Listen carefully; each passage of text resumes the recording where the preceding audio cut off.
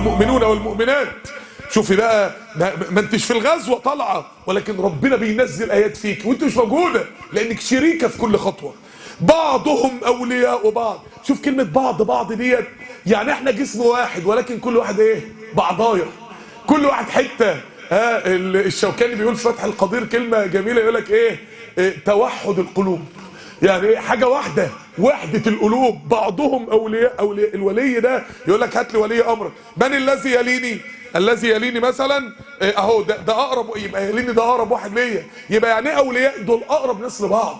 يبقى عينك على دنيا اخوك. الايات دي نازله في تبوك، مفيش ميه، مفيش اكل، مفيش دواب بالعدد الكافي، مفيش بعضهم. وبرضه كان في قوه رهيبه برضه، يعني الدنيا مش كلها كانت كده، يعني كان في 10,000 فارس، ولكن كان في كتير معهمش هذه الامكانيات. بعضهم اولياء بعض. عينكوا على دنيا بعض. اوعى حد يجوع وانت عندك زياده ذات، اوعى. يأمرون بالمعروف وينهون عن المنكر. هو الوقت ال30,000 دول كانوا اخوه متدينين ولا كانوا شباب فاسد رايح يكلم بنات؟ اخوه متدينين. يعني خلينا نستعمل بس الالفاظ اللي الناس بتستعملها في الشارع دلوقتي.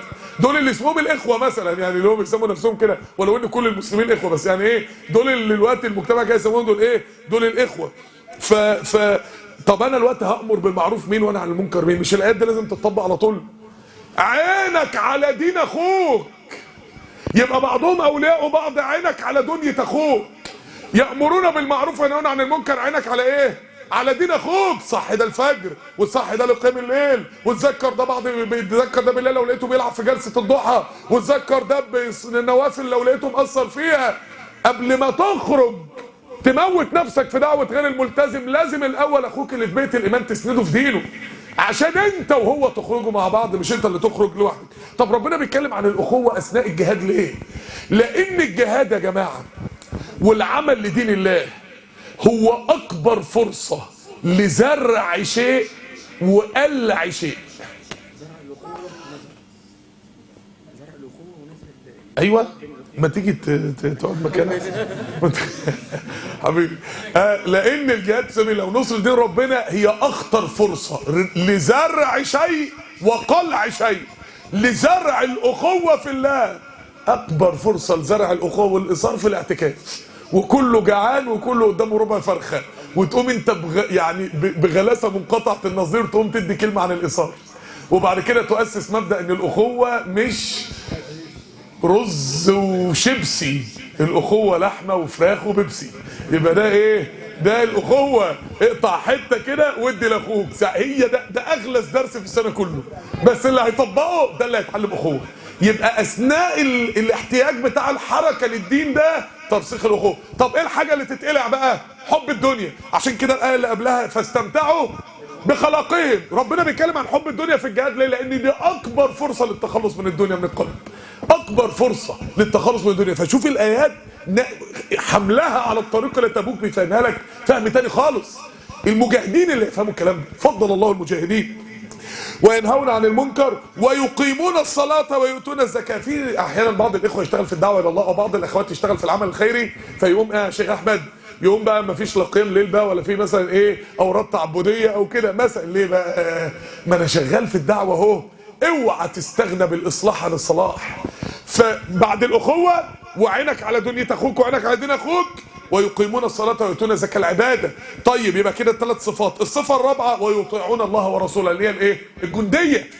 الجنديه بقى في الدين. الجنديه في تكاليف الدين وتكاليف الدعوه والوقوف على الثغور وتنفيذ المهام اثناء الجهاد في سبيل الله. اللي عنده الاربعه دول اولئك سيرحمهم الله. اولئك العلو الشأن لن تبعد رحمه الله عنهم. جايه اهي قريبه قوي، مش سوف يرحمهم الله. فده كمان تفيد التوكيد للمعنى سيرحمهم الله. الرحمات جايه فين يا رب؟ فين يا رب؟ ده احنا ماشيين الدنيا ناشفه ومعناش حتى شويه فاكهه نرطب بهم عن نفسنا. كانت تتاخر 15 يوم ما ينفعش. نوازل الرب يحد لكم ما ينفعش. اختبار رباني عظيم. طب يا رب فين يا رب سيرحمهم دي؟ يا رب ده الدنيا نار والحر نار وعطش والصحابه 30,000 واحد بيجروا ورا بعض، لا يلوي احد على احد، زي ما في صحيح مسلم، من شده العطش الكل سيظن انه سيموت عطشا، ومجاعه وظروف وحاجه ربيع. فين يا رب اولئك سيرحمهم الله؟ عشان كده ان الله ايه؟ عزيز.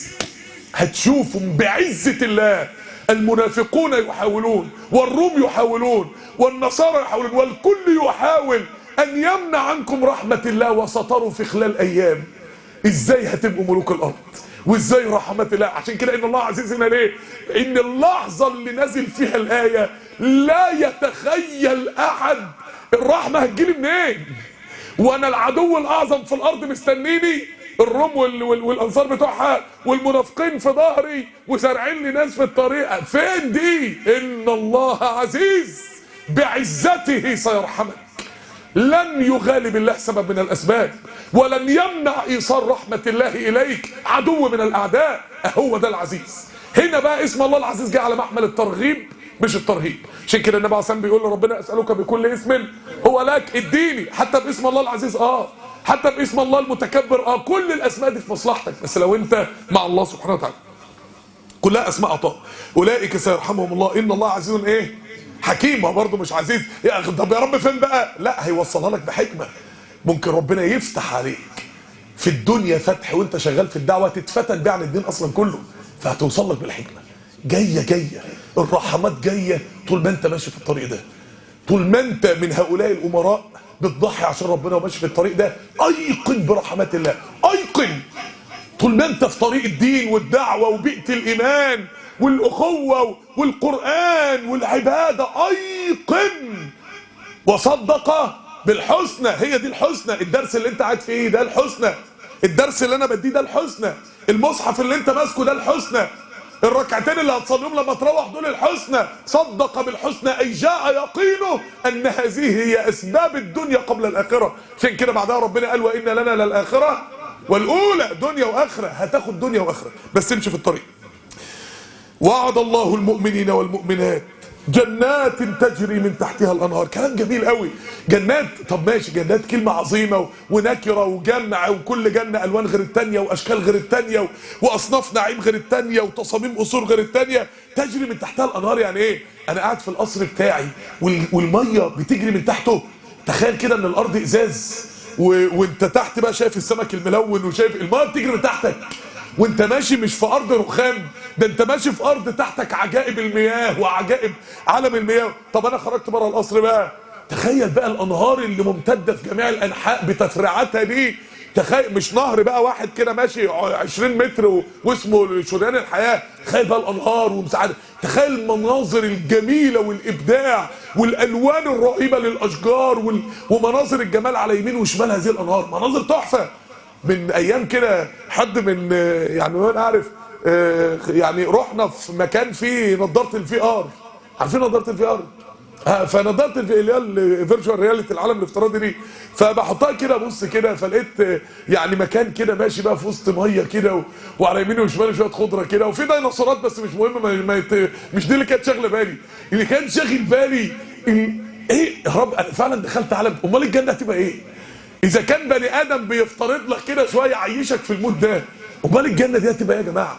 طب وتجري من تحتها الانهار بقى بعد ما تخلصهم بقى، تقوم نازله من الفردوس الاعلى شلالات رهيبه تنزل بقى تمد باقي الجنات كلها في الدرجات اللي تحتهم بالانهار. يبقى انهار الجنه كلها جايه من عند مين؟ بتوع الفردوس الاعلى. ليه؟ زي ما كان الخير والدين جاي للامه كلها من عندهم، كانوا هم مصدر نشر الهدايه والدين والدعوه، فبقوا هم مصدر الانهار في الجنه. فتخيل منظر الشلالات نازل من عندهم، يعني كله يبص كده ايه ده؟ ايه في ايه جوه؟ انت عارف لما تبص كده على القصور الملكيه جنب الحرم كده، في ايه؟ هو انا عايز، ولا مثلا الدور ال 700 ده في الوقف اللي قدام الحرم، واحد بيقول لي ده قصور الامراء، انا ببص كده يعني بالتاكيد دي يعني هناك حد من اخواني سبحان الله في قول الله ومساكن طيبه في جنات عدن. امبارح كنت مسافر كده فمتضايق شويه، فواحد بيقول انا هاخدك مول بتاع موبيليا، قال لي الالوان، واللي بيقال لي كده شخصيه عالميه يعني مش بيهزر يعني، قال لي الالوان بتاعه الانترهات والحاجات بتاعه العفش والموبيليا اللي انت هتشوفها، قال لي شوف حالتك النفسيه بس وقال لي اسمه يعني بس أنا مش عايز اقول. قال لي شوف حالتك النفسيه بس بعد ما تتفرج عليه. طبعا ذكرت قولي لا تمدن عينيك، قلت يا عم انا ارفع عن نفسي بحاجه تانية ان شاء الله باذن الله تشغلش قلوبنا عن ربنا سبحانه وتعالى. فما بالك بالجنه بقى؟ الجنه دي ايه؟ تجري من تحتها الانهار خالدين فيها ومساكن طيبه في جنات عدن. يعني عدن الاقامه. يقول لك المعدن، فلان ده معدن يعني خلاصه، فلان ده المعادن بتاعه الارض. السماء دي خلاصه القشره الارضيه اصلا، المعادن بتاعه الارض دي مش التراب والطين اللي ده المعدن. دي اصفى انواع نعيم الجنه. عشان كده قال لك عدن دي الفردوس الاعلى. طب ربنا لما قال لهم وازواج جميله في جنات عدن؟ لا، قال لهم وفواكه لذيذه في جنات عدن. اشمعنى مساكن؟ الناس دي ما كانتش بتقعد في بيتها اصلا. الناس دي كانت من غزوه لسريه لغزوه لسريه لمهمه لطلعه. فربنا لما قال لهم ده الجنه دي حلوه قوي قوي قوي، قال لهم فيها بيوت وتقعدوا في بيوت بقى وتسكنوا. يعني تخيل انت من كتر ما هم يا عيني، مش يا عيني ولا حاجه، يا بختهم شايلين المخلع على ظهره وطالع يجاهد في سبيل الله، بعد كده شايل المخلع على ظهره لولا نفر من كل فرقه منهم طائفه ليتفقهوا عشان يطلب العلم في سبيل الله. هو حياته كلها اصلا سفر من اجل الدين. فربنا بيقول له الجنه فيها بيوت حلوه، فيها بيوت بقى وهتسكن بقى ومساكن من السكينه طيبه، كل شيء فيها طيب من النعيم في جنات عدن ورضوان من الله أكبر. إذا قال الله لهم في الجنة أنه راض عنهم نسوا كل نعيم الجنة. فلا نعيم في الوجود يعدل فرحتك وفرحة المؤمن برضا الله سبحانه وتعالى. عشان كده حديث النبي عليه الصلاة والسلام: يا أهل الجنة تريدون شيئا أزيدكم؟ قالوا يا ربنا وأي شيء نريد وقد أعطيتنا ما لم تعطي أحدا من العالمين. ده احنا مش شايفين الملائكة حتى خدت اللي احنا خدناه يا رب. فيقول: فإني أحل عليكم رضائي فلا أسخط عليكم بعده أبدا. بعد أبدا أنا راضي عنك. دي أعظم لحظة أهل الجنة، طبعا مع النظر لوجه الله، أعظم لحظة أهل الجنة بينسوا نعيم الجنة فيها. ذلك الفوز العظيم، ذلك هو ده اللي بحقه حقيقي. كل الباقي مش فوز يا ابني، كل الباقي وهو الشامبيونز، هو ده الفوز اللي بحقه حقيقي. يا أيها النبي جاهد. قال له اشمعنى جاهد جت هنا؟ قبلها حاجتين. حاجه الاولانيه وصف الجنه، فاللي فعلا هيتفاعل مع ايات الجنه هيموت عشان يدخلها. عايز تدخلها؟ جاهد. ساعتها تبقى نفسك تبذل روحك وانت فرحان عشان الجنه، لانه ليس بينك وبينها الا ان تموت لو جاهدت في سبيل الله. وعشان قبلها والمؤمنون والمؤمنات بعضهم اولياء بعض، قبلها التربيه. يبقى اخرج للعالم ونخرج للدعوه الى الله امتى؟ اما يبقى في اخوه متربيه. انما الوقت دعوه هي دعوه اعذار الى الله، انما دعوه الاصلاح والانقاذ لما انت تتربى، لما انت تتبني، ساعتها كلنا ننزل ندعو الناس الى الله، المجتمع يتغير بحقه حقيقي. انما مجهود افراد في الدعوه ده اعذار الى الله. فامتى جت جاهد؟ بعد ما في تربيه يلا ننزل في الدعوه. وامتى جت جاهد؟ بعد الكلام عن الجنه. اسمع عن الجنه والنار كتير، اسمعوا دروس عن الجنه والنار كتير، دي اللي هتشحن قلبك على انك تضحي عشان ربنا. يا ايها النبي جاهد الكفار والمنافقين. طب الكفار دول اللي مستنينا هناك في تبوك، طب المنافقين اللي معانا؟ كأن ربنا بيقول له اوعى تفتكر ان عدوك اللي انت رايح له بس، ده اللي جنبك دول زيهم بالظبط. خد بالك الاثنين اعداء والاثنين عايزين جهاد. بعض المفسرين قالوا جهاد المنافقين هو اقامه الحدود. قال لك ليه؟ قال لك عشان كسر الايه؟ كسر التابو. ده بالتعبير بتاع المفسرين هم اكثر من يقتربون على حدود الله، هم عايزين يكسروا الخط الاحمر. فدايما ممكن يكسر الحد مش عشان حاجه، عشان يخلي الناس كلها تعمل الحد ده وتقع فيه. فقال لك جهاد المنافقين باقامه الحدود، يعني اقامه الحدود ده جهاد في سبيل الله. واغلظ عليه، بس طبعا اللي يقيم الحدود هو ايه؟ يعني لها ضوابط شرعيه كتير. واغلظ عليهم، الغلظه هي ضد الرأفه.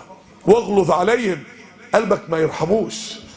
ده السبب ان في ناس هتخلد في جهنم. ده عدو الله في السماء وعدو اولياء الله في الارض. اوعى تنسى ده. اوعى تنسى ده وانت بتحارب اهل الباطل.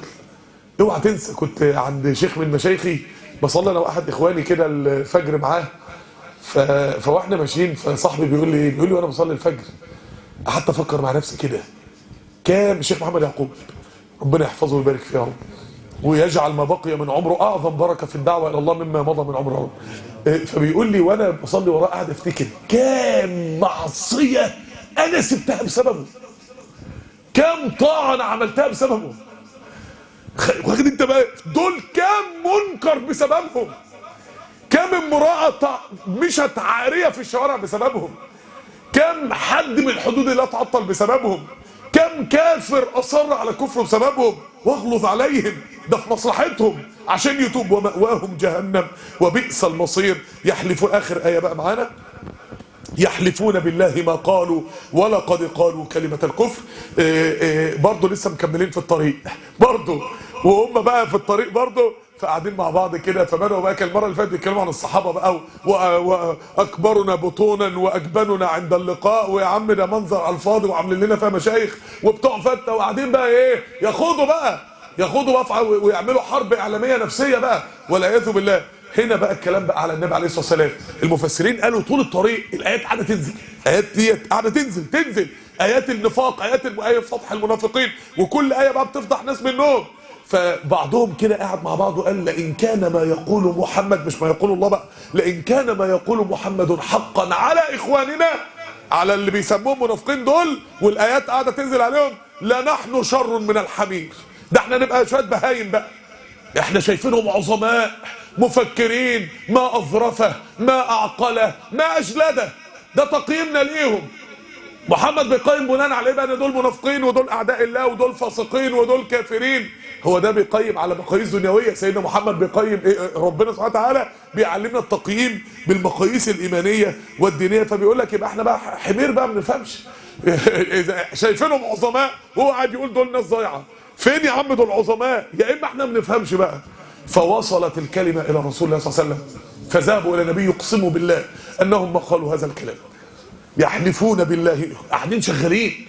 خد بالك، اول ايه في الطريق خدناها شغالين على الصحابه، اخر ايه الوقت في الطريق خدناها من اول الايه اللي بعدها ان شاء الله، من اول المره الجايه باذن الله اللقاء التاسع ان شاء الله باذن الله، احنا خلاص بنشطب كده، من اول المره الجايه هناخد العوده من تبوك باذن الله سبحانه وتعالى. العوده، الايه اللي انا بشرح فيها دي ايه 74، نصها الاول بيحكي عن الطريق الى، ونصها الثاني بيحكي عن العوده من. سبحان الله، آية عجيبة. النص الأولاني جريمة عملوها وهم رايحين، والنص الثاني جريمة عملوها وهم راجعين. فالمرحلتين عند الآية دي المفرق بقى، ونبدأ من المرة الجاية نتكلم عن طريق الرجوع. فسبحان الله، وربنا من أول الطريق لآخره شغالين ما بيهبطوش. اشمعنى أنت اللي بتهبط؟ فما أصبرهم، كما يقول الله ما أعظم صبرهم على أمور لن تؤدي إلى جهنم. وفي أول آية ربنا بيقول إن نعفو عن طائفة منكم، يعني باب العفو لسه مفتوح. وفي اخر ايه فان يتوبوا يكن خيرا لهم، يعني باب التوبه لسه مفتوح رغم الجرائم دي. سبحان الله العظيم. فمن يقنط من رحمه الله بعد هذا؟ يحلفون بالله ما قالوا ولقد قالوا. اللام هنا اسمها لام ايه؟ القسم. الله يقسم انهم قالوا، الله يؤكد لنبيه انهم قالوا ولقد قالوا كلمه الكفر، اللي هو الكلام اللي وصل لك يا محمد بن عبد الله عليه الصلاه والسلام، وكفروا بعد اسلامهم. المنافقون لا يولدون منافقين، ده كانوا مسلمين وكانوا مؤمنين وكانوا زي ما خدنا في الاول لا تعتذروا قد كفرتم بعد ايمانكم. هي دي المصيبه، ان العقوبه لما هتنزل على قلبك، دي المصيبه. ينام الرجل النوم فتقبض الامانه من قلبه. العقوبه لما هتنزل على القلب، هي دي المصيبه. فاعقبهم نفاقا في قلوبهم، زي ما ناخد المره الجايه ان شاء الله. العقوبه لما بتنزل، فلما زاغوا ازاغ الله قلوبهم. هو مزوغاتي، زي اللي بيزوغ من حصه الرياضه ولا حصه الفيزياء، ده مزوغ من حصه الدعوه، ده مزوغ من حصه اوراد قيام الليل والعباده، ده مزوغ من حصه بيت الايمان. مزوغاتي ازاغ الله قلوبهم بقى زاغه بقى والعياذ بالله. وهموا بما لم ينالوا. ايه هموا بما لم ينالوا؟ محاولة قتل رسول الله صلى الله عليه وسلم وهو في الطريق لتبوك، ولا وهو راجع؟ هو راجع. لا هنا بقى هنا بداية التحويلة في الرجوع بقى خلاص. من أول وهموا بما لم ينالوا احنا راجعين خلاص، احنا كنا رايحين. طب وفين تبوك نفسها؟ فين ساعة العسر؟ فين تبوك؟ الغزوة كانت جوه القلوب، الغزوة كانت امتحان، من ما كانش في جيوش أصلا، ما فيش صحابة خربش، مش ما فيش صحابة قتل، في صحابة خربش. الروم، المنجنيق، العرادات، الدبابات، وما فيش صحابة خربش. سبحان الله. ولتكون آية للمؤمنين، ان اللي هينصر ربنا وهيشتغل في دعوة ربنا، الله هيجعل حفظه ونصره ورفعته آية.